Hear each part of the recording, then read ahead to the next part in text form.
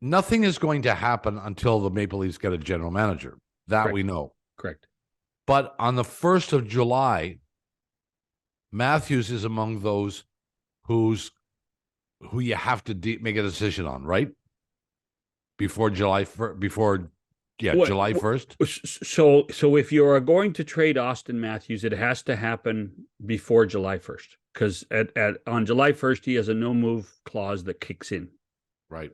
So if you're going to trade him, and the draft is late June, but I mean, I think that I can't not imagine them, even without an official general manager, with the people they have in their front office, including Brandon Pridham and Brendan and Lawrence Gilman, having discussions with Matthews people already, right? Are you telling me they don't have to hire a new general manager in order to make a decision? Correct. Really? Well, the president's there; he can make decisions. Well, and the assistant general manager Brandon Pridham has been one of the best capologists in the NHL for years. So make him the general manager. Anyway, that's okay. So they're going to make a decision on Matthews, with or without a GM. What do you think their decision is going to be, or have they made that decision? I don't know. I don't think they've made the decision yet. But I think they have to have had some discussions with Judd Moldaver, who's again a guy who's been on the show, who's Auston's agent, and I think Matthews is asking for 14. I think that I have not heard that, but that's a logical number. That if anybody's, I mean, will I put my name beside that number? Yeah, I would. I mean, Connor McDavid is making 12.5. Auston Matthews, he's not Connor McDavid, but there's a real perception that he's that important to the Maple Leafs. He thinks he's that important. Yes, and I think that if you're trying to get a discount from him, he's already making 11.3, Bob. Well, I know. So it's would you give him 14 and keep him, or would you trade him? What am I getting for him? Well, who knows the answer to that? Yeah. You have to make a decision on what you're going to do before you do it. That's where you need a general manager. You have to make the decision before you find that out. I think they're going to try to sign him. I do. I think they're going to try to sign him, and I think they're going to try to squeeze him down from 14, but I think 14 is the number. So where are you going to get another $3 million? The cap is going up, what, $1 million? Yeah. You're going to have to move a few of the deck chairs. You're going to have to. They don't have that many deck chairs, John. Well, they don't have many $3 million deck chairs. They don't. They don't. Well, that means you're going to have to get rid of one of your big four, or maybe two of your big four. So the question becomes, Matthews, but maybe get rid of Marner and Nylander. Well, if you get rid of Marner, you're. That's almost 11 million too, isn't it? I know, but the problem becomes is because cash in, cash out. There's going to be probably something that says if we trade Marner, how much money are we taking back?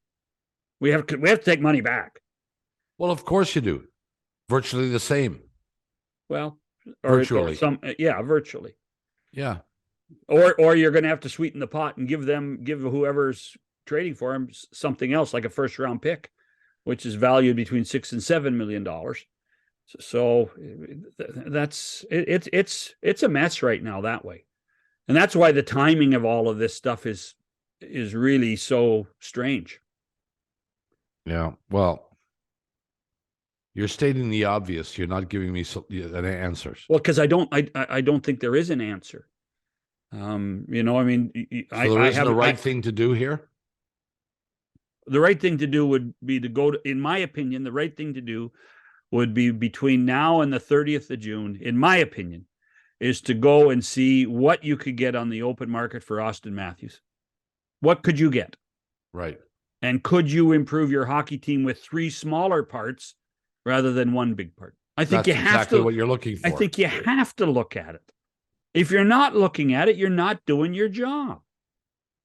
Well, you're looking for $3 or $4 million a year players. Yeah. Who have some significant assets that you don't have on the third and fourth line right now. mean, how bad so the real dilemma, and because you can get easily distracted by this hockey team. This team is kind of like a team with ADD.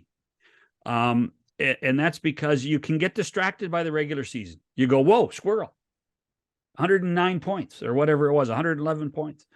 And so then you say, well, things aren't that bad. But then you have to go in the back of your mind and say, well, things are that bad when you can't get past the second round and you're supposed to be one of the elite franchises in the National Hockey League.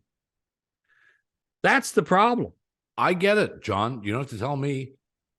And you don't tell me so, by raising your voice. No, was I raising my voice? Yes, you were. I was just passionate about this. But do you blow the thing up, Bob? Do you blow it up? Yes, I think you have to. Completely? Well, if that's what it takes, sure. Wow. See, that's where I think I would trade I would trade Nylander and I would trade Matthews. Those would be the two guys I'd get rid of. Marner, I'd keep. Now, maybe that's a mistake. I have wavered. Maybe you trade all three of them. I have wavered between Matthews and Marner. I have wavered between Matthews Me too. and Marner. Sure. And I keep getting told things, that you're better off having Matthews. But you're better off having Marner. To the point where now I don't know. Hockey people making a decision based on performance on the ice. That's only part of the equation. What are these guys like in the room? Yeah. Who's the leader? That's a really good point. And I'm not sure either are really good leaders. Maybe they aren't. I think that there was a lot of eyes open with this organization after the deadline when some of these veteran guys like O'Reilly and Schenn showed up and said, well, what? This room's not really cohesive. We need to create a cohesive environment. And I think that there was a point where I don't disagree with you. That may be the case. Yeah. Do you think Schenn stays? But Schenn and Riley, I think, O'Reilly, I think would like to stay. But again, Luke Schenn's making $800,000 now. He's not staying for $800,000 because there are going to be teams that offer him $3 million. Of course not. And O'Reilly's making what, 7.5? Well, no, on paper he's making 7. He got on paper he is, because he got a giant $7 million bonus last July 1st. But the Maple Leafs can't pay another guy $7 million right now. And especially if they sign Matthews. Yeah. I would not be surprised to see O'Reilly re-sign in St. Louis for a discount. Whatever the case may be, maybe. Yeah. I wouldn't. But he's a guy you'd want to keep, but you can only keep him if you shuffle the deck chairs at the top. And we don't know if it, isn't that the job of the general manager, or are we assuming that the president is now the general manager and they're going to make all those decisions? Well, what we do know is that the president and general manager have to be in lockstep. That's the one thing we've learned, Bob. They have to be together. Well, that means that the general manager has to do what the president says. Well, period. In an organizational chart, wouldn't that be the case in any company? Well, not in sports, John. Well, no, but titles are titles.